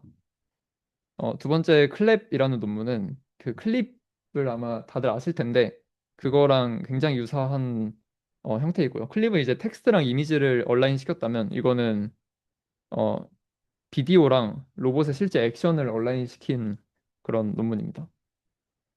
이제 로봇 데이터가 굉장히 부족한데 왜냐면 휴먼 데이터 같은 경우에는 뭐 유튜브에도 뭐 엄청 많이 올라오고 많이 구할 수 있는데 로봇 데이터 같은 경우는 실제로 저희가 텔레오퍼레이션을 한다거나 해서 모아야 되기 때문에 그 양이 턱없이 부족하고 또 로봇 학습에도 어, 데이터 부족 문제가 많이 있다고 합니다. 그래서 인간 비디오를 어떻게 잘 활용할 수 있을까를 좀 고민한 논문이고요. 모티베이션은 최근 VLA 모델이 좀 급부상했고 근데 이 VLA 모델을 꾸을 로봇 데이터가 부족하고 또 기존의 해결책들에 좀 한계가 있다라고 해서 어, 네. 그 제일 유명한 게 좀 조금 오래되긴 했지만 이 라파라는 모델이 인간의 비디오를 그 뭐 로봇의 액션처럼 좀 인코딩을 하는 그런 방법론인데요. 이거 같은 경우에는 뭐 어, 인간의 비디오가 사실 거기에 비주얼 뭔가 아티팩트가 굉장히 많잖아요. 그러니까 단순히 물체를 움직이는 것뿐만 아니라 그 백그라운드 색깔이 달라진다거나 굉장히 다양한 노이즈가 낄 수 있는데 그것까지 액션으로 인코딩을 하려니까 성능이 좋지 않다라는 라고 주장을 합니다. 여기서는. 그래서 여기서 주장을 하는 거는 인간의 비디오에서 액션이랑 관련 있는 정보랑 액션이랑 관련 없는 환경적인 요소를 분리를 해야 된다라고 주장을 합니다. 일단 기존 방법은 네, 로봇 데이터가 굉장히 적어서 제너럴라이즈가 잘 되지 않고요. 그래서 제안하는 방법은 로봇 텔레오퍼레이션 데이터뿐만 아니라 인간 비디오를 어떻게 좀 똑똑하게 잘 써서 데이터를 추가해서 VLA를 학습을 해보자. 그러면은 제너럴라이즈가 더 잘 된다라고 주장을 합니다. 어, 일단 여기서 이제 비디오가 일단 프레임 두 개로 보시면 되는데요. 현재 옵저베이션이랑 미래 옵저베이션이고 지금 위쪽 두 개의 비디오는 로봇 비디오입니다. 그리고 아래 세 번째 비디오는 사람 비디오이고요. 로봇 비디오 같은 경우에는 저희가 로봇의 실제 관절 값을 구할 수 있으니까 GT 액션이 있잖아요. 그래서 로봇 비디오랑 액션 페어는 있고, 근데 사람의 액션 페어는 없겠죠. 저희가 사람의 뭐 관절을 실제로 구할 수가 없으니까요. 네, 이런 상황에서 어떻게 잘 이런 비디오로부터 액션 토큰들을 그러니까 액션 코드북을 잘 학습할 수 있을까를 이제 고민을 한 방법론이고요.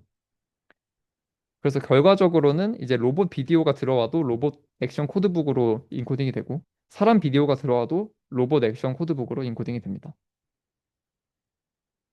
일단은 처음으로 액션 VQVA를 학습을 합니다. 이건 단순하게 그냥 데이터상에 존재하는 로봇의 관절 값들을 인코딩을 하고 그거를 다시 디코딩 했을 때 뭐 리컨스트럭션 로스 그리고 코드북의 로스를 이용을 해서 그냥 전형적으로 로봇 데이터만 이용해서 액션 코드북을 생성했다고 보시면 되고요.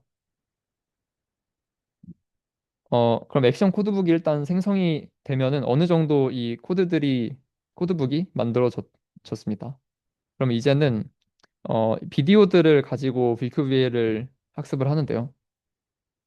여기서 이제 어, 이 인코더에 헤드를 두 개를 달아서 액션이랑 관련이 있는 토큰 그리고 액션이랑 관련 없는 환경적인 토큰을 구분을 해서 인코딩을 합니다. 그러면은 이제 뭐 여기서 VT가 이제 액션이랑 관련이 있는 토큰으로 설정이 되어 있는 것 같고요. 그래서 관련이 있는 토큰들만 저희는 쓸 겁니다. 쓸 때 이제 첫 번째 비디오는 로봇 비디오니까 이거에 해당하는 페어 로봇 관절 값이 있겠죠? 그러면은 이 로봇 관절 값의 토큰이랑 로봇 비디오의 토큰이랑 서로 어, 서로 같은 그러니까 GT 페어니까 짝이 잘 맞아야겠죠? 그리고 첫 번째 비디오랑 그 두 번째 비디오의 로봇 관절 값은 서로 멀어지는 방향으로 학습이 돼야 될 겁니다. 그리고 첫 번째 비디오랑 세 번째는 사람 영상이니까 이게 로봇 관절 값이 없고 대신에 사람 영상은 그냥 이 사람 영상을 인코딩 했을 때 액션 토큰을 그대로 로봇 액션으로도 간주해서 사용을 합니다. 네, 그랬을 때 다시 설명을 하자면 이 로봇 비디오는 자신의 실제 GT 로봇 액션이랑은 가까워지도록 학습이 되고요. 다른 로봇 액션 그리고 다른 사람의 액션이랑은 멀어지도록 학습이 됩니다. 그래서 이런 방식으로 컨트라스티브 로스를 걸면은 이 코드북에 비디오와 액션이 잘 얼라인 되도록 코드북이 학습이 됩니다. 네. 그럼 최종적으로 이 단계에서 저희가 얻는 거는 일단은 비디오가 들어왔을 때 액션이랑 관련이 있는 거 그리고 관련이 없는 토큰들을 구분을 해서 뽑아내는 인코더도 학습을 했고요. 그리고 컨트라스티브 로스로 어, 예를 들어서 뭐 사과를 짚는 영상이 들어왔을 때 그럼 걔는 뭔가를 짚는 액션으로 코드북에 매핑이 되도록 이 코드북도 학습이 됩니다. 그러면은 사람이 뭔가 사과를 짚는 영상도 로봇이 뭐 오렌지를 짚는 영상이랑 둘 다 들어왔을 때 같은 코드북의 위치로 매핑이 되겠죠. 네, 그래서 이렇게 코드북이 학습이 되면은 저희가 이런 비주얼한 프레임들이 들어왔을 때 이거를 좀 디스크리트한 액션 토큰으로 인코딩을 할 수가 있습니다. 이거를 VLA 학습에 활용을 하는데요. 일단 첫 번째로 넥스트 토큰 프레딕션 모델은 이제 현재 옵저베이션이나 인스트럭션이 들어왔을 때 VLM이 서브 태스크, 그러니까 랭귀지 언어적인 서브 태스크를 예측을 하고 추가적으로 어 방금 이제 저희가 이걸 만들었으니까 액션 토큰들도 구할 수 있잖아요. 현재 옵저베이션에서. 그래서 GT 액션 토큰들을 넣고 이것도 같이 예측을 하도록 합니다. 그래서 현재 옵저베이션을 기반해서 디스크리트한 액션 토큰을 예측을 하게 VLM 모델을 파인 튜닝 시키면 이거 자체로 VLA 네, 모델로 동작을 한다가 이 세 번째 클랩 NTP 방법론이고요. 어, 그래서 이 방법론 자체는 뒤에도 띄워두었는데 파이 0.5 같은 경우에도 VLM 모델을 이제 디스크리트 액션들도 예측을 하도록 학습을 해서 VLM 모델을 VLA로 활용한 그런 방법론들이 이미 존재를 했었고 여기서는 그냥 같은 방법론을 가져다 쓴 겁니다. 그래서 이 부분은 크게 어, 컨트리뷰션은 없고요. 다음으로 이렇게 오토 리그레시브한 모델을 일단 학습을 하면은 이게 토큰을 하나씩 생성을 하다 보니까 어, 너무 느리기 때문에 리얼 타임에 쓰기 어려워서 어, 렉티파이드 플로우, 그러니까 플로우 모델을 만들어서 옆에다 붙입니다. 그래서 이거는 시스템 2, 시스템 1 구조이고요. 여기서 우선은 VLM을 프리즈하고 이 액션 엑스퍼트 부분만 학습을 한다고 합니다. 네, 이런 방법을 knowledge insulation이라고 하고 이것도 마찬가지로 기존 파이 0.5에서 이미 제한된 방법입니다. 어, 여기서 이제 추가로 제안을 하는 게 knowledge matching이라는 방법인데요. 이게 방금 전에는 VLM 파트를 프리즈하고 이 액션 엑스퍼트 부분만 학습을 했었는데 그러다 보니까 어 이게 뭐였지? 아, 네, VLM 모델이 이 좀 굉장히 하이 퀄리티, 그러니까 좀 디테일한 액션들을 잘 어, 학습을 안 한 상태잖아요. 왜냐면 얘는 디스크리트 토큰으로 학습이 된 상태이기 때문에.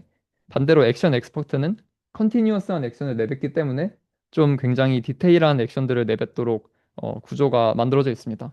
그러다 보니까 여기 VLM 단에서 조금 바틀넥이 발생을 하게 되는데요. 그런 디테일한 디테일한 태스크 같은 경우에. 그래서 그러면은 VLM을 파인 튜닝을 하긴 해야 되는데 어떻게 해야지 원본 모델의 프라이어를 최대한 보존을 하면서 그런 디테일한 정보를 학습을 할까로 했을 때 뭐 단순하게 캐리어 다이버전스를 걸어서 이 레퍼런스 모델을 일단 똑같이 복사를 해두고 폴리시 모델을 만들어서 학습 그레디언트를 흘려줘서 학습을 하는데 원본 모델이랑 계속 캐리어 다이버전스를 걸어줘서 좀 멀어지지 않게 학습을 했다고 합니다. 그래서 이거를 노울레지 매칭이라는 어, 방법론으로 제안을 했습니다. 여기서 쓰인 데이터셋은 뭐 아지봇 월드 베타 그리고 여기서 좀 마스트리보트 S1이라는 데이터를 모았다고 하고요. 그리고 이고4D 휴먼 데이터를 썼다고 합니다. 네, 그래서 성능은 뭐 네, 이게 파이 0.5, 파이 0, 파이 0, 유니 VLA를 다 뛰어넘었다고 하고요. 그리고 무엇보다도 여기서 가장 강조한 게 로봇 데이터가 적어서 좀 OOD 태스크에 안 좋을 수 있는데 여기서는 앞에 클랩이라는 방법론으로 인간의 비디오가 들어와도 어떻게 액션을 분리하고 나머지 액션이랑 그뭐 오브젝트 같은 것들을 액션이랑 관계 없는 것들을 분리해서 토큰 매핑을 시켜줬기 때문에 로봇 데이터에 없는 환경의 경우에도 인간의 비디오로부터 배울 수 있기 때문에 이렇게 환경을 잘 바꿔줘도 그런 OOD 태스크에서 잘 수행을 한다고 합니다. 네, 그리고 리베로에서도 소타를 달성을 했고요. 최종적으로는 뭐 예를 들어서 로봇 데이터에 로봇이 사과를 집어서 옮기는 영상이 있다고 하겠습니다. 그럼 여기서 이제 로봇이 있다 보니까 저희가 실제로 로봇 관절이 뭔가를 집어서 옮기는 행동에 대한 로봇 액션을 GT로 가지고 있습니다. 사람 데이터 같은 경우에 이번에는 오렌지를 집어서 옮기는 영상이 있고 이거 같은 경우엔 저희가 실제 GT 관절 값이 없습니다. 그러면 앞선 방법론으로 이 관절 값이 없는 사람의 비디오도 같은 코드북에 매핑될 수 있도록 학습을 했기 때문에 로봇 데이터에 없는 이런 오렌지나 다양한 환경의 경우에도 학습을 할 수 있어서 네. 어, 뭐 다양한 OOD 태스크를 사람 데이터로부터 학습해서 수행이 가능하다고 합니다. 이게 이 논문에서 가장 주장하는 바이고요. 리미테이션 같은 경우에는 그러면은 역시 로봇 데이터랑 사람 데이터 모두에 액션이 그러니까 둘 다 존재하는 액션은 이렇게 제너럴라이즈를 할 수가 있는데 사람 데이터에만 존재하는 액션은 또 학습하지 못한다는 단점이 있습니다. 그래서 적어도 하나의 같은 액션에 대한 로봇 데이터가 필요하고요. 그리고 이거는 뭐 비슷한 부류의 태스크에서 가장 어려운 사항인데요. 사람 손이랑 로봇 그리퍼가 구조적으로 다르기 때문에 학습이 어렵다고 합니다. 그리고 학습 과정도 굉장히 복잡하고요. 그래서 혹시 여기까지 질문 있으실까요? 네, 없으시면은 다음으로 넘어가겠습니다. 혹시 이것도 공개가 되어져 있나요? 어, 제가 공개돼 있는지까지는 확인을 못 해봤습니다. 네, 그리고 아까 그 저기 뭐 성능표에서 왜 이렇게 네, 좀 똑 떨어져요? 1의 자리가 거의 0으로다가 뭐 60, 70, 뭐 80, 뭐 90 뭐 이런 식으로 나오는 게 그게 뭐 왜 그게 그래요? 거의 네, 이런 여기 말씀하시는 건가요? 네, 네. 몇 어, 번가? 예?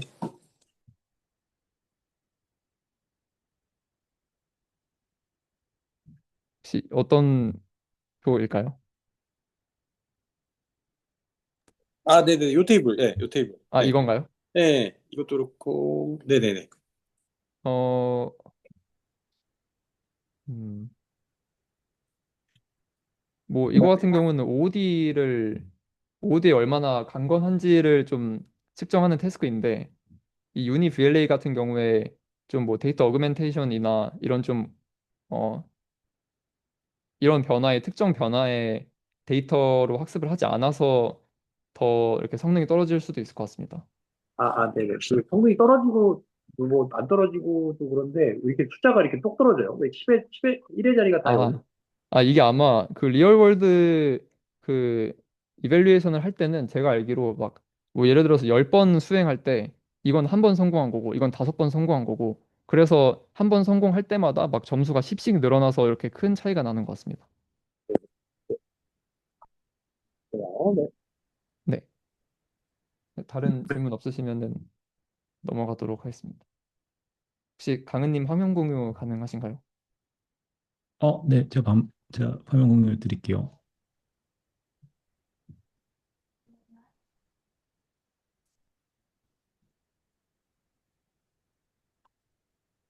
혹시 잘 보이실까요?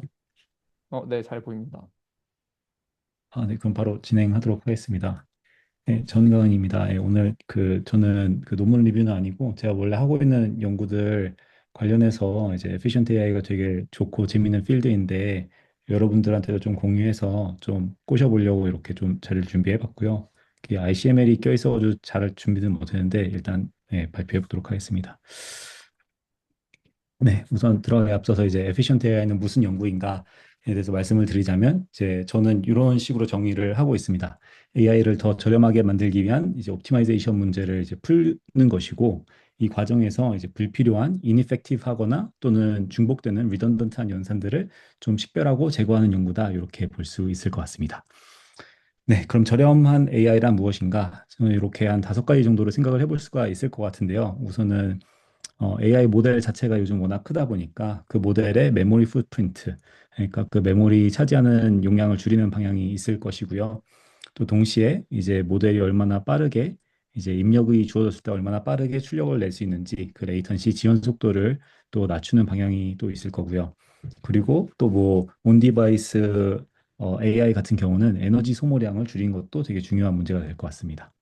그 외에 이렇게 메모리 풋프린트나 레이턴시나 에너지 컨섬션을 줄이게 되면 좀 따라오는 게 이제 스루풋이 늘어납니다. 이제 동일한 자원 대비 더 많은 AI 출력을 뽑을 수 있게 되고 요거는 이제 보통 프로핏으로 이어지게 돼서 뭐 저렴한 AI란 이런 것들을 이제 최소화하거나 최대화하는 거라고 이제 생각해 주시면 될 것 같습니다. 네, 그래서 간단하게 그 efficient AI 랜드스케이프에 대해서 말씀을 드리고 싶습니다. 제가 주력으로 좀 하고 있는 거는 이제 모델 컴프레션인데요. 이제 모델 컴프레션이 꼭 efficient AI를 의미하는 건 아니고요. efficient AI의 하나의 सब셋이라고 봐주시면 될 것 같습니다. 이제 모델 컴프레션 같은 경우는 이제 말 그대로 그 모델의 크기를 압축해서 GPU 메모리를 좀 덜 먹게 하고 또 동시에 그 뭐 파라미터 숫자가 줄어들거나 또는 파라미터의 그 프리시전이 떨어졌기 때문에 그 연산 복잡도가 이제 동시에 감소를 합니다. 그래서 모델도 작게 만들고 이제 연산도 빠르게 할 수 있는 네, 그런 방향의 연구라고 보시면 될 것 같고요. 여기서 이제 핵심은 이제 모델 파라미터를 건드려서 이제 모델을 압축해서 이제 빠르게 만드는 거다라고 생각해 주시면 될 것 같습니다. 그래서 뭐 다들 잘 아시겠지만 대표적인 모델 컴프레션 기법들은 이렇게 다음과 같이 네 개가 있고요.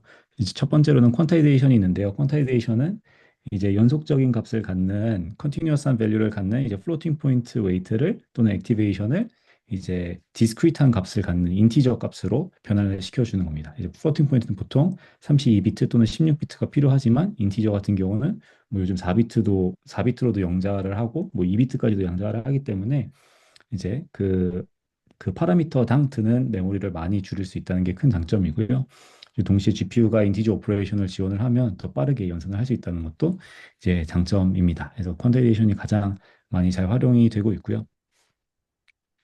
이제 그 다음에는 이제 프루닝인데요. 이제 어, 중요하지 않거나 좀 중복성이 있는 그런 가중치들을 파악을 해서 그 가중치들을 이제 제거, 스파시파이 하는 것을 이제 프루닝이라고 부릅니다. 해서 이제 네트워크 자체가 스파스리 커넥티드하게 되고 이제 그렇게 해서 이제 모델 파라미터 개수를 줄임으로써 이제 모델을 압축하겠다라는 아이디어이고요.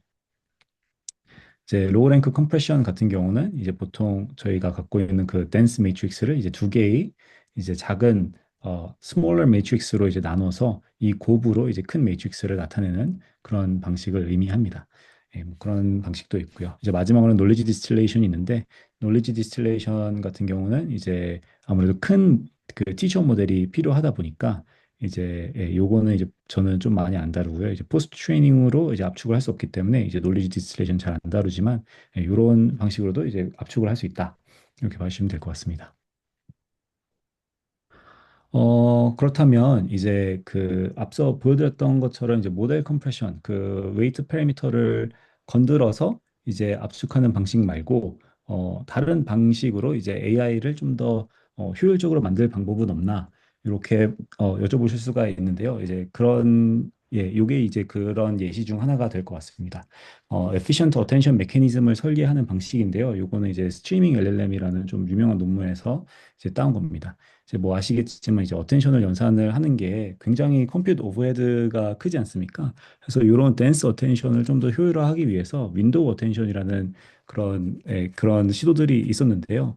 여기서 이제 핵심 아이디어는 이제 모든 토큰들에 대해서 우리가 어텐션을 연산하는 게 아니라 특정 윈도우 내에서 어차피 뭐 템포럴리 로컬한 토큰들끼리만 그 연관성이 있을 테니까 이제 주변에 있는 토큰들끼리만 이제 어텐션을 이제 연산을 하는 이런 혹시 질문 있으셨을까요? 아닙니다. 네네. 뭐 들려가지고 네. 괜찮아요. 아무튼 그 윈도우 어텐션에는 그렇게 인접한 토큰들만 연산을 하자라는 거였는데 여기서의 문제는 이 윈도우 어텐션이 이제 어느 정도 길어지다 보면 어, 이 첫 번째 토큰을 인클루드하지 않는 순간 이제 망가지는 그런 문제가 생겼습니다. 그런 문제가 생겼고요.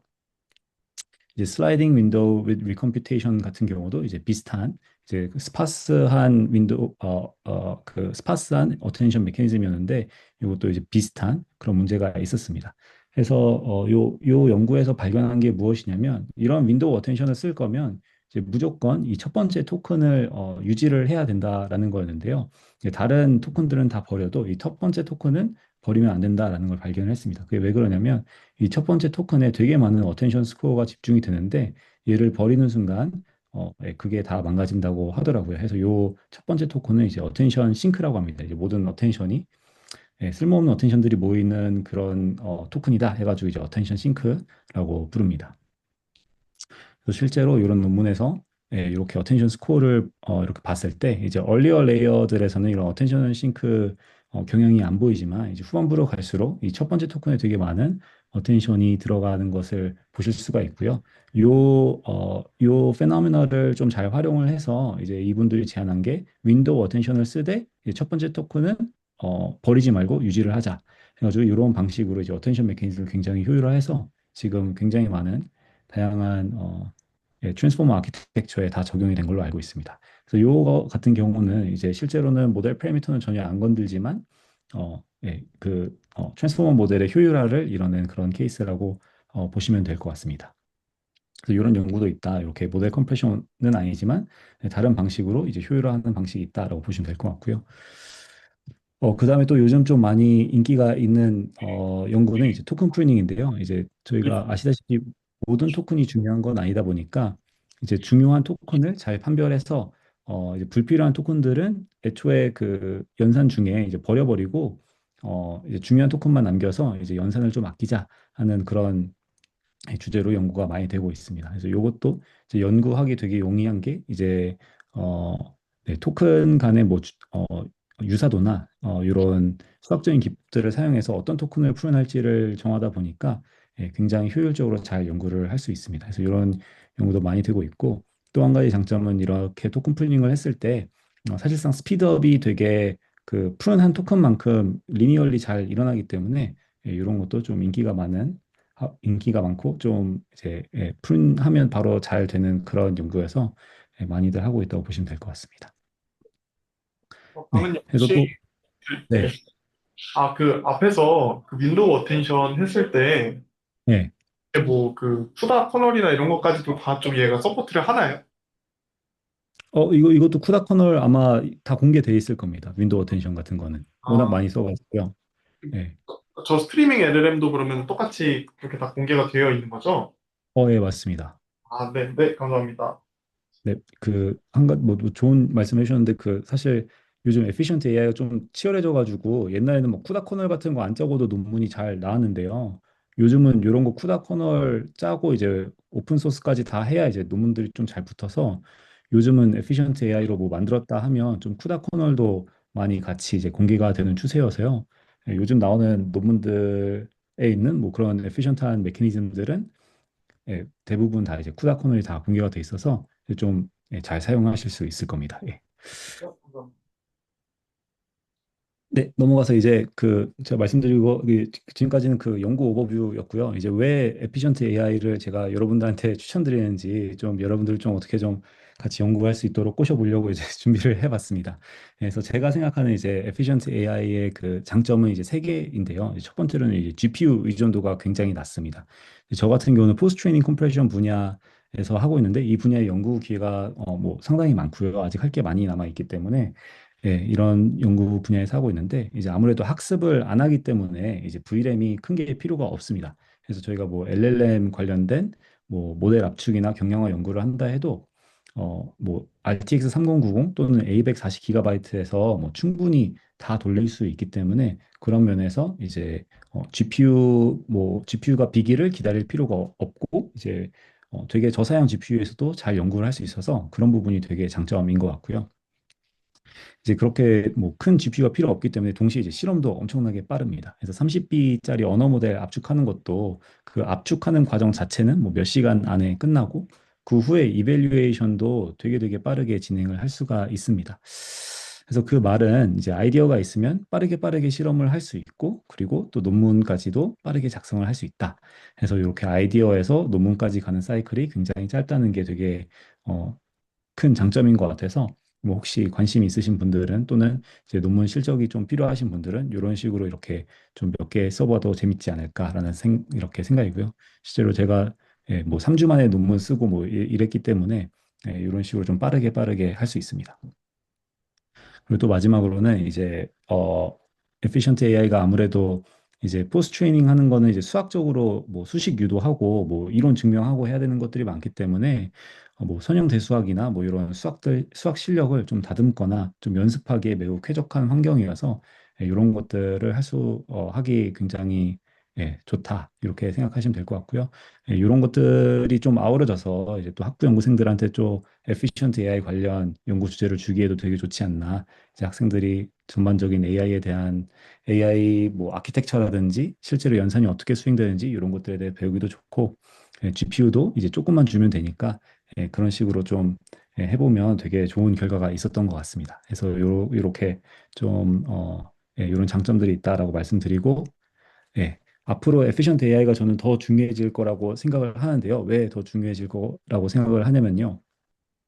이제 원래 기존에는 이제 efficient AI라고 하면 이제 좀 모델을 어떻게 하면 잘 최적화해서 GPU에 잘 올려서 잘 돌릴까라는 거를 많이 고민을 했었는데 이제 최근에는 이런 efficient AI 기법들이 이제 롱 콘텍스트 문제 같은 거를 어떻게 해결할지 그런 부분에 대해서 많이 기여를 하고 있습니다. 이제 스트리밍 LLM 같은 경우도 이제 그 뿌리는 efficient AI 있지만 실제로 이제 롱 콘텍스트 문제를 해결하는 데 좀 많이 기여를 했거든요. 저 윈도우 어텐션을 쓰는 순간 이제 콘텍스트를 거의 무한으로 가져갈 수 있기 때문에 메모리 제약이 없으니까 뭐 KB 캐시 같은 거를 이제 되게 작게 쓸 수 있으니까 그런 식으로 롱 콘텍스트 문제 해결에 기여할 수 있지 않나. 제가 알기로는 요즘 비디오 제너레이션도 이런 롱 콘텍스트 문제를 겪고 있는데 아마 이때도 에피션트 AI가 좀 중요한 역할을 할 것으로 좀 기대를 하고 있습니다. 하고 이제 더 나아가서 이제 앞으로 이제 피지컬 AI 시대에서는 또 모델의 그냥 알고리즘적인 성능뿐만 아니라 레이턴시도 굉장히 중요해질 텐데 이때는 이제 에피션트 AI가 정말 중요한 역할을 하지 않을까. 왜냐하면 레이턴시 또한 이제 퍼포먼스 매출이 될 테니까. 네, 해서 이런 방향으로 좀 앞으로도 되게 유망하고 또 중요한 연구가 많이 이루어질 것으로 이제 기대를 하고 있습니다. 네, 오늘 제가 준비한 건 여기까지입니다. 감사합니다. 혹시 질문 있으실까요? 뭐 그 GPU 자원 사용에 대해서 조금 더 구체적인 예시가 있을까요? 뭐 약간 어떤 모델을 이렇게 실제로. 뭐 네네. 네, 뭐 저희가 해본 건 뭐 라마 30B 같은 것도 뭐 3090에 이제 올라가서 바로 사용을 할 수가 있거든요.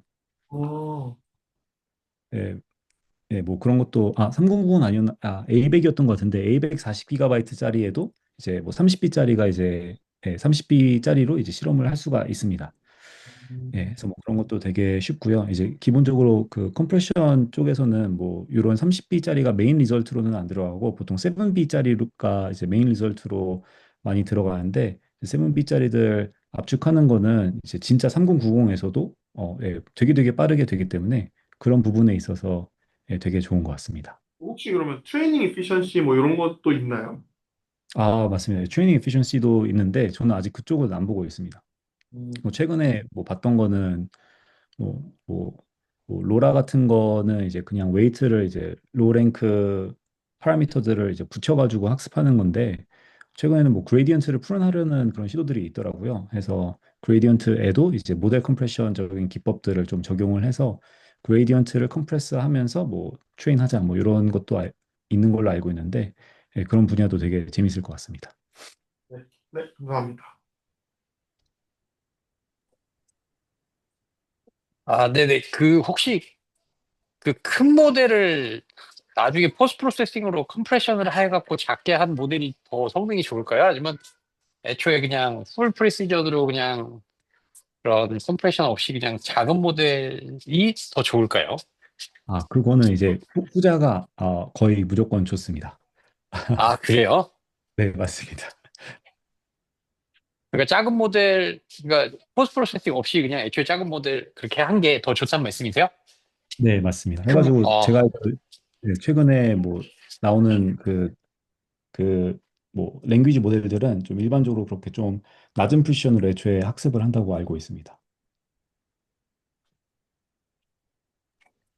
네. 그러니까 뭐 하여튼 학습 때부터 그렇게 해놓은 모델이 더 좋지, 뭐 큰 모델을 압축을 하는 거는 뭐 후처리가 뭐 기본적으로 좀 서브 옵티멀하다 아니면은 뭐 좀 여러 가지 부작용이 좀 생각보다 클 수가 있기 때문에 뭐 더 작은 프리시전을 애초부터 사용해서 학습을 하고 모델도 크게 하지 말고 그냥 작은 모델로 그냥 처음부터 이제 설정해 갖고 학습한 게 성능이 더 좋다는 말씀이시죠?